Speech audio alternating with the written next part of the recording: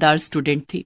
उसका परिवार बहुत गरीब था, जिस कारण रीना को स्कूल में सबके सामने शर्मिंदा होना पड़ता था। लेकिन रीना ने अपनी मेहनत और लगन से अपने परिवार की गरीबी को दूर कर दिया। रीना 5वीं क्लास की छात्रा थी। वो दौड़ी दौड़ी स्कूल की तरफ जा रही थी, लेकिन जब वो स्कूल पहुंची तो उसकी क्लास शुरू हो चुकी थी। वो जब अपनी क्लास में पहुंची तो मैडम ने उसे दरवाजे पर ही रोक दिया। रुक जाओ रीना, तुम आज भी लेट आई हो। ये तुम्हारी रोज की आदत बनती जा रही है। आज तुम्हें इसकी सजा मिलेगी। लेकिन मैडम, मैंने जानबूझकर लेट नहीं किया। मैं कुछ नहीं सुनना चाहती। आज तुम सारा दिन क्लास के बाहर खड़ी रहोगी। रीना ने मैडम की बात का कोई जवाब नहीं दिया और चुपचाप क्लास के बाहर खड़ी हो गई। दरअसल रीना के घर से स्कूल की दूरी पूरे 5 किलोमीटर थी। रीना अपने घर से स्कूल तक रोज पैदल आया करती थी, क्योंकि उसके पास रिक्शे या स्कूल बस का किराया देने के लिए पैसे नहीं थे। रीना के माता पिता बहुत ही गरीब थे। रीना के पिता सब्जी बेचा करते थे। उससे उनकी जो कमाई होती, उससे उनका गुजारा किसी तरह से चल पाता था। लेकिन रीना के माता पिता रीना को पढ़ाना चाहते थे, इसलिए उन्होंने रीना का एडमिशन स्कूल में करवा दिया था। उस दिन रीना क्लास के बाहर खड़ी रही, लेकिन उसका सारा ध्यान क्लास के अंदर पढ़ा रही मैडम पर था। वो उनकी पढ़ाई हुई सारी बातें अपने दिमाग में नोट कर रही थी। रीना पढ़ने लिखने में बहुत होशियार थी। जब सारा दिन खत्म हो गया तो मैडम ने रीना को क्लास के अंदर बुलाया और कहा, रीना, कल से समय पर स्कूल आना, नहीं तो तुम्हें स्कूल में एंट्री नहीं मिलेगी। और ये क्या है, अभी तक तुमने नई स्कूल ड्रेस नहीं सिलवाई है। तुम्हारी शर्ट में कितने पैबंद लगे हुए हैं। मैडम, मैंने मम्मी पापा से कहा था, लेकिन अभी उनके पास पैसे नहीं हैं। जब पैसे होंगे तो वो मेरे लिए नई स्कूल ड्रेस ला देंगे। ठीक है, अब तुम घर जाओ। रीना के फटे हुए स्कूल ड्रेस को लेकर क्लास की लड़कियां उसका बहुत मजाक उड़ाती थी, लेकिन रीना किसी से कुछ नहीं कहती। रीना स्कूल से पैदल घर आ गई। घर आने के बाद उसने मैडम की पढ़ाई हुई सारी चीजें फिर से रिवीजन की। पढ़ाई से जो वक्त मिलता था, रीना उस समय में सब्जी बेचने में अपने माता पिता की मदद करती थी। वो सब्जी बेचते हुए भी अपनी पढ़ाई करती रहती थी। धीरे धीरे समय बीतता गया और रीना ने 5वीं क्लास की परीक्षा पास कर ली। वो अपनी क्लास में अव्वल आई थी। घर आकर रीना ने ये बात अपने माता पिता को बताई। रीना बेटिया, ये तो बहुत अच्छी बात है। तू खूब मन लगाकर पढ़ाई कर। देखना, एक दिन तू बहुत बड़ी अफसर बनेगी। लेकिन बाबा, इस बार मैं पुरानी किताबों से नहीं पढ़ूंगी। इस बार मुझे भी नई किताबें चाहिए। मेरी पुरानी किताबें देखकर मेरी सहेलियां मेरा मजाक उड़ाती हैं। रीना के माता पिता के पास इतने पैसे नहीं थे कि वो उसे नई किताबें ला कर देते, इसलिए रीना अपने किसी सीनियर से सेकंड हैंड किताबें कम कीमत में खरीद लेती थी। लेकिन इस बार रीना ने किशोर से नई किताबों की डिमांड कर दी थी। रीना की बात सुनकर किशोर परेशान हो गया। किशोर को इस तरह से परेशान देखकर रीना की माँ तारा ने रीना से कहा, रीना बेटी, तुझे पढ़ाई करने से मतलब है या नई किताब से? पढ़ाई से। तो पढ़ाई पुरानी किताब से भी हो सकती है। किताबें नई या पुरानी होने से कुछ नहीं होता। नई किताब में जो बातें लिखी होंगी वही तो पुरानी किताब में भी लिखी होंगी, इसलिए तू पुरानी किताब से पढ़ाई कर ले। ठीक है माँ। रीना इस बार भी अपने किसी सीनियर की पुरानी किताब सस्ते दाम में खरीद लेती है। रीना की पुरानी किताब देखकर उसकी सहेलियां हंसकर उसका मजाक उड़ाने लगी। रीना, नई क्लास में भी फटी हुई किताब?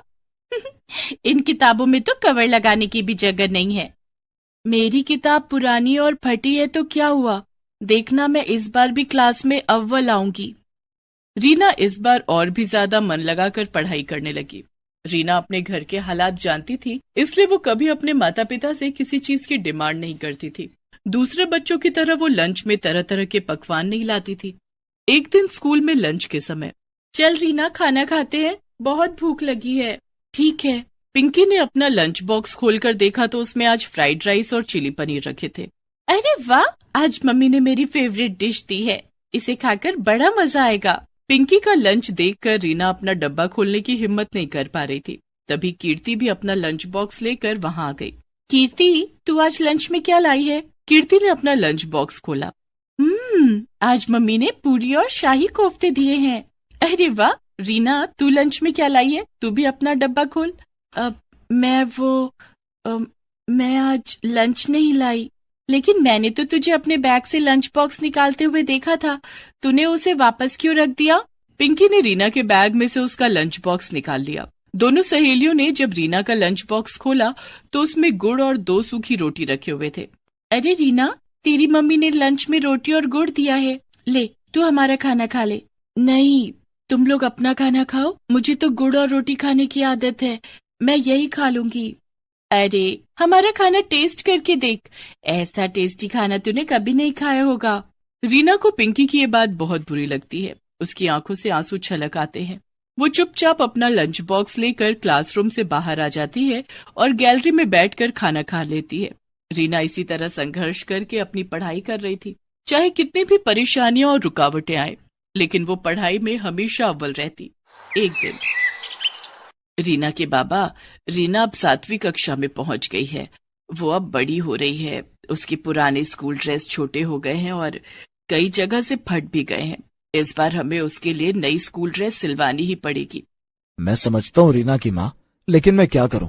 तुम तो जानती ही हो कि सब्जी बेचकर हमें 2 वक्त की रोटी पानी किसी तरह से मिल रही है। अगर इस बार रीना के लिए नई स्कूल ड्रेस खरीद ली तो उसकी किताबें नहीं खरीद पाऊंगा। रीना के बाबा, मैं सोच रही थी कि रीना के स्कूल जाने के बाद मैं सारा दिन खाली रहती हूँ, आप भी सब्जियां बेचने बाजार चले जाते हैं, तो क्यों ना मैं भी कोई काम कर लूं, इससे 2 पैसे ज्यादा आएंगे और रीना की पढ़ाई में वो पैसे काम आएंगे। ठीक है रीना की माँ, ऐसा ही कर लो। कम से कम रीना के लिए नई स्कूल ड्रेस और नई किताबें तो आ जाएंगी। रीना अपने माता पिता की बातें सुन रही थी। वो मन ही मन सोचती है, माँ पिताजी, आप दोनों मेरी पढ़ाई के लिए जितनी मेहनत कर रहे हैं, मैं वादा करती हूँ कि मैं एक दिन आप दोनों को दुनिया की सारी खुशियां दूंगी। दूसरे दिन से तारा कुछ घरों में काम करने लगती है। वो दूसरों के घरों में झाड़ू पोछा और बर्तन धोने का काम करती है। तारा ने अपनी मालकिन से कुछ पैसे उधार लेकर रीना के लिए नई स्कूल ड्रेस और नई किताबें खरीदी। लेकिन ये बात रीना की सहेलियों को पता चल जाती है, क्योंकि रीना की माँ जहाँ काम करती थी वो कोई और नहीं, कीर्ति और पिंकी का ही घर था। एक दिन, अरे रीना, नई स्कूल ड्रेस और इस बार तो नई किताबें भी। हाँ, क्योंकि रीना की माँ अब जॉब करने लगी है, उन्होंने कल ही तो मेरी मम्मी से एडवांस लिया था, उन्हीं पैसों से रीना की नई स्कूल ड्रेस और नई किताबें आई हैं। हाँ यार, रीना की मम्मी मेरे घर में भी काम करती है। मेरे घर में आज छोले भटूरे बने हैं। मैंने मम्मी से कह दिया कि थोड़े से छोले भटूरे रीना की मम्मी को भी दे दे। रीना, आज घर जाने के बाद तुझे छोले भटूरे खाने को मिलेंगे। आखिर तुझे भी तो अच्छा खाने का स्वाद पता चलना चाहिए। अच्छा खाना खाकर भी अगर पढ़ाई में मन न लगे तो उस खाने का क्या फायदा। खाना तो वही अच्छा होता है जिसे खाने के बाद दिमाग तंदुरुस्त रहे और पढ़ाई में खूब मन लगे। रीना का 2 टूक जवाब सुनकर पिंकी और कीर्ति का चेहरा देखने लायक था। दोनों सहेलियों ने चुप रहने में ही अपनी भलाई समझी। धीरे धीरे समय गुजरता गया और रीना 7वीं से 8वीं और 8वीं से 9वीं और 9वीं से 10वीं कक्षा में आ गई। वो हर कक्षा में अव्वल आती। रीना बेटिया, तू अब 10वीं कक्षा में आ गई है। खूब ध्यान से पढ़ाई करना, तुझे अपनी पढ़ाई आगे भी जारी रखनी है। पिताजी, मैं खूब मेहनत करूंगी, आप देखना मैं पूरे स्कूल में टॉप करूंगी। रीना खूब मेहनत करने लगी। शाम को स्कूल से आने के बाद वो पढ़ाई में जुट जाती। क्लास में टीचर के पूछे गए हर सवाल का रीना सबसे पहले और सही जवाब देती।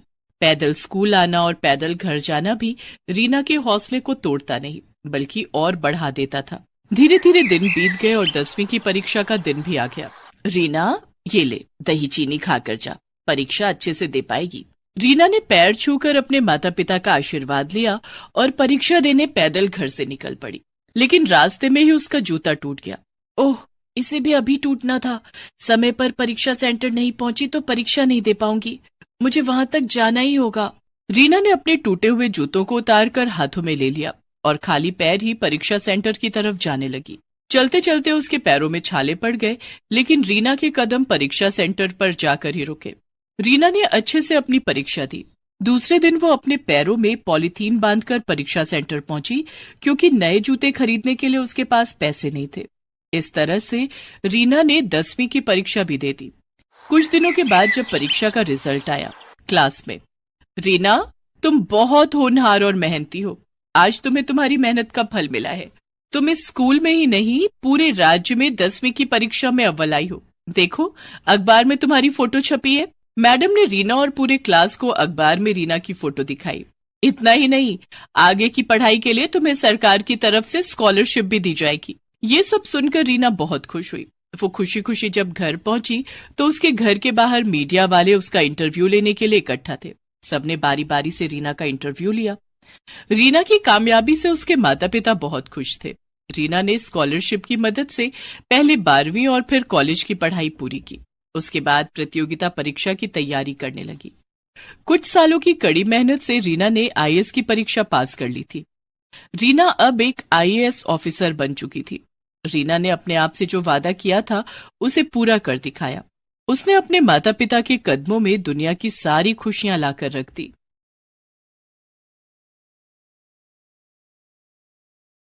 काम्या को खाने में मटन और चिकन बहुत पसंद थे, लेकिन उसकी शादी एक ऐसे घर में हो गई जहां चिकन मटन तो दूर, लहसुन प्याज भी नहीं बनता था। ऐसे में काम्या ने रोज रोज चिकन मटन खाने के लिए क्या किया, जानने के लिए देखते हैं रोज मटन चिकन। काम्या बिहार के एक छोटे से गांव जमुई की रहने वाली थी। वो पढ़ने लिखने में बहुत तेज थी। स्कूल की पढ़ाई के बाद उसके पिता कैलाश ने उसका एडमिशन दिल्ली यूनिवर्सिटी में करवा दिया था। अब काम्या दिल्ली में एक हॉस्टल में रहकर अपनी पढ़ाई कर रही थी। काम्या ने दिल्ली यूनिवर्सिटी से बीए और एमए की पढ़ाई की। गांव में इससे पहले कोई भी लड़की पढ़ाई करने दिल्ली नहीं आई थी। यही कारण था कि काम्या की शादी के लिए ढेरों रिश्ते आने लगे। पढ़ाई पूरी होने के बाद काम्या के माता पिता ने उसे वापस गांव बुला लिया। माँ पापा, आप लोगों ने मुझे गांव क्यों बुला लिया? मेरी वहाँ जॉब लगने वाली थी। देख काम्या, तेरी शादी के लिए बहुत अच्छा रिश्ता आया है। लड़के वाले जमुई के ही हैं, लेकिन वो लोग दिल्ली में रहते हैं। शादी के बाद तू वापस दिल्ली चली जाना और अपनी जॉब कर लेना। ठीक है माँ, तू कल तैयार रहना, कल लड़के वाले तुझे देखने आएंगे। ओके माँ, मैं जरा पार्लर होकर आती हूँ। ठीक है बेटी।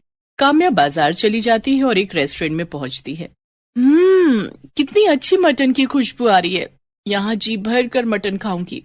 काम्या रेस्टोरेंट के अंदर जाती है और वेटर को बुलाती है। Yes ma'am. आपकी दुकान की सबसे स्पेशल नॉनवेज क्या है? मैम, आप मटन हांडी ट्राई करो। इसे हम मिट्टी के बर्तन में बनाते हैं। मटन का टेस्ट भी और मिट्टी की सौंधी सौंधी खुशबू भी। ठीक है, आप 2 प्लेट मटन हांडी और 1 प्लेट चिकन सीख कबाब ले आइए। जी मैम। वेटर काम्या को उसका ऑर्डर सर्व कर देता है। काम्या सारा मटन और चिकन खा लेती है। अब जाके राहत मिली है।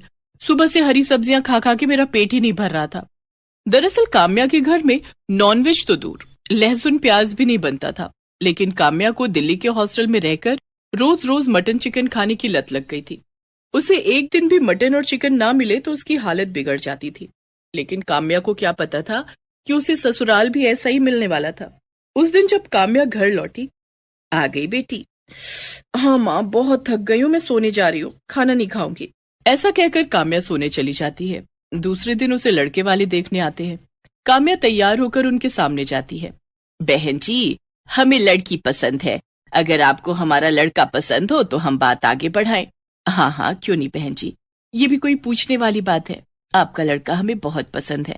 मैं तो कहती हूँ हमें देरी नहीं करनी चाहिए, जल्दी इन दोनों की शादी करा देनी चाहिए। ठीक है बहन जी। कविता काम्या के हाथों में शगुन के रुपए दे देती है और काम्या अरुण की शादी तय हो जाती है। कुछ दिनों के बाद दोनों की शादी हो जाती है। शादी वाले दिन तक तो काम्या ने ऑर्डर करके मटन और चिकन मंगाया और छिप छिप कर खा लिया। लेकिन विदाई के बाद जब वो ससुराल पहुंची, आओ बहू, अपने शुभ पैरों से हमारे घर को पवित्र करो। तुम्हारे रूप में हमारे घर लक्ष्मी आई है। कविता अपनी बहू काम्या और बेटे अरुण की आरती उतारती है और उन्हें घर के अंदर आने के लिए कहती है। काम्या घर के अंदर आ जाती है। कविता बहू और बेटे को उनके कमरे में भेज देती है।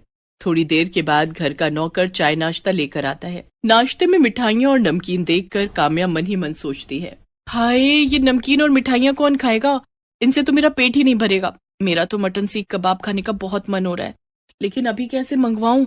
घर में इतने लोग हैं, अभी मैं बाहर भी नहीं जा सकती। उस दिन मजबूरी में काम्या को नमकीन और मिठाइयों से काम चलाना पड़ा।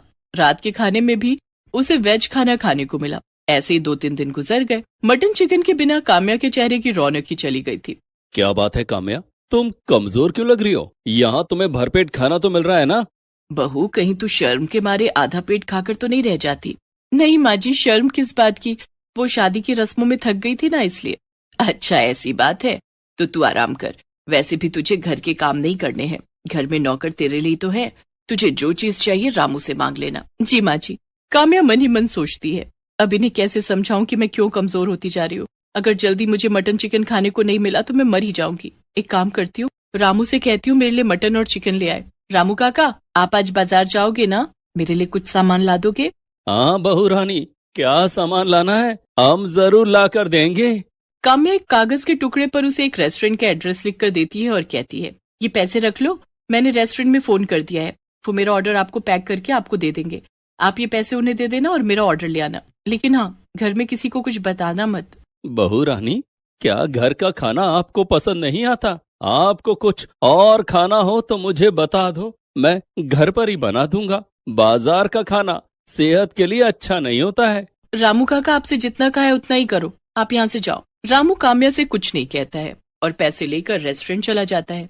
रेस्टोरेंट में काम्या के लिए मटन कोरमा और चिकन शामी कबाब पहले से पैक करके रखा हुआ था। रामू रेस्टोरेंट के मालिक को पैसे देता है और ऑर्डर उठाकर घर आ जाता है। वो चुपके से काम्या के कमरे में जाकर उसे उसका ऑर्डर डिलीवर कर देता है। काम्या अपने कमरे का दरवाजा बंद करके मटन और चिकन का स्वाद लेने लगती है। आहा, कितने दिन के बाद मुझे मटन और चिकन खाने को मिला है। आज मेरा पेट भरा है। काम्या ने जल्दी जल्दी सारा मटन और चिकन खा लिया। अब इन हड्डियों का क्या करूं? इतने में बाहर से कविता उसे आवाज लगाने लगती है और उसके कमरे का दरवाजा खटखटाने लगती है। काम्या बहू, काम्या बहू, अंदर क्या कर रही है? दरवाजा खोल चल, खाना टेबल पर लग गया है। उफ़ो, माँ जी को भी अभी आना था, अब क्या करूं? माँ जी हड्डियां देखेंगी तो गजब हो जाएगा। परेशान काम्या की नजर खिड़की की तरफ जाती है। वो सारी हड्डियां खिड़की से बाहर फेंक देती है और कमरे का दरवाजा खोलती है, लेकिन तभी खिड़की के पास कुत्ते इकट्ठे हो जाते हैं और हड्डियों के लिए आपस में लड़ने लगते हैं। अरे बहू, कितनी देर लगा दी, सब खाने पर तेरा इंतजार कर रहे हैं। और ये कमरे से कैसी बदबू आ रही है? कि बाहर कुत्ते शोर क्यों मचा रहे हैं? बदबू? कैसी बदबू माँ जी? खिड़की खुली है ना, अभी कचरे वाली गाड़ी आई थी कचरा उठाने, उसी की बदबू होगी। कुत्ते भी इसी कारण शोर मचा रहे होंगे। और माँ जी, मैं खाना नहीं खाऊंगी। खाना नहीं खाएगी? लेकिन क्यों? वो मुझे भूख नहीं है, पता नहीं क्या हो गया है मुझे। परेशान मत हो बहू, मम्मी पापा की याद आ रही है ना, चल उन्हें वीडियो कॉल कर ले। जी माँ जी। कविता वहां से चली जाती है। काम्या सोचती है कि सास को अभी तो टाल दिया, लेकिन रोज रोज रामू काका से नॉनवेज मंगवाया तो कहीं घर में किसी को पता न चल जाए। रोज रोज मटन चिकन खाने के लिए मुझे कुछ न कुछ तो करना पड़ेगा। काम्या थोड़ी देर सोचती है। हाँ, ये ठीक रहेगा, मैं जॉब ज्वाइन कर लेती हूँ, रोज बाहर निकलने का मौका मिलेगा और इसी बहाने रोज मटन चिकन भी खा लूंगी। मैं आज ही अरुण से बात करती हूँ। उस दिन जब अरुण ऑफिस से घर आता है तो काम्या उससे अपनी जॉब की बात करती है। ये तो बहुत अच्छी बात है काम्या, घर से बाहर निकलोगी तो तुम्हारा दिल लगा रहेगा। मैं माँ और पापा से बात कर लेता हूँ, मुझे विश्वास है कि वो तुम्हें जॉब करने से नहीं रोकेंगे। अरुण और काम्या कविता और महेंद्र से बात करते हैं। वो दोनों भी काम्या की जॉब करने के फैसले से बहुत खुश थे। काम्या अब जॉब की तलाश करने लगती है और घर से बाहर निकलते ही उसका रोज रोज मटन और चिकन खाना शुरू हो जाता है। कुछ दिनों के बाद काम्या को जॉब मिल जाती है। काम्या अब रोज ऑफिस जाने लगी थी। उसके ऑफिस के सामने एक रेस्टोरेंट था जिसमें नॉनवेज के ढेर सारे आइटम मिलते थे। काम्या कभी घर से लंच नहीं ले जाती थी और रोज रोज रेस्टोरेंट में जाकर मटन और चिकन खाती थी। एक दिन, काम्या बहू, तू लंच लेकर ऑफिस क्यों नहीं जाती? सारा दिन भूखी रहकर काम करेगी तो तेरी सेहत पर बुरा असर पड़ेगा। माँ जी, ऑफिस में काम इतना ज्यादा रहता है कि खाने की फुर्सत ही नहीं मिलती, इसलिए मैं लंच नहीं ले जाती। अगर लंच ले गई तो वो लौट कर वापस आ जाएगा। इस तरह अपनी सास से झूठ बोलकर काम्या रोज रोज मटन और चिकन खाने लगी। उसकी सारी सैलरी मटन और चिकन खाने में खत्म हो जाती। धीरे धीरे काम्या का वजन बहुत बढ़ने लगा। घर में सब इस बात से हैरान थे कि लंच न करने के बाद भी वो इतनी मोटी कैसे हो रही है। एक दिन काम्या ऑफिस के पास वाले रेस्टोरेंट में बैठकर मटन और चिकन खा रही थी कि तभी उसकी तबीयत अचानक बिगड़ गई। उसे चक्कर आने लगे और वो बेहोश होकर जमीन पर गिर पड़ी। उसके ऑफिस के कुछ दोस्त उसे उठाकर अस्पताल ले गए और उसके घर वालों को खबर दी। अरुण, कविता और महेंद्र भागे भागे अस्पताल आए। वहां डॉक्टर ने चेकअप किया और कविता से कहा, लगता है आपकी बहू रोज रोज मटन चिकन खाती है, तभी इनका कोलेस्ट्रॉल बहुत बढ़ गया है और इनका बीपी भी बहुत हाई है। इन्हें बहुत ज्यादा सादा खाना खाना होगा, तभी इनकी सेहत सुधर सकती है। ये आप क्या कह रहे हैं डॉक्टर साहब? बेचारी मेरी बहू तो दिन में खाना भी नहीं खाती है, वो चिकन मटन कैसे खा सकती है? देखिए, ये रोज मटन चिकन खाती हैं, ये मैं नहीं कह रहा हूँ, इनकी रिपोर्ट कह रही है। माँ जी, मुझे माफ कर दीजिए, डॉक्टर सही कह रहे हैं। मैं रोज छिप छिप कर मटन चिकन खाती थी, लेकिन अब कभी उन्हें हाथ भी नहीं लगाऊंगी। काम्या की चोरी पकड़ी गई थी, लेकिन उसने अपने घर वालों से इसके लिए माफी मांगी और कभी मटन चिकन ना खाने की कसम खाई। Please subscribe this channel.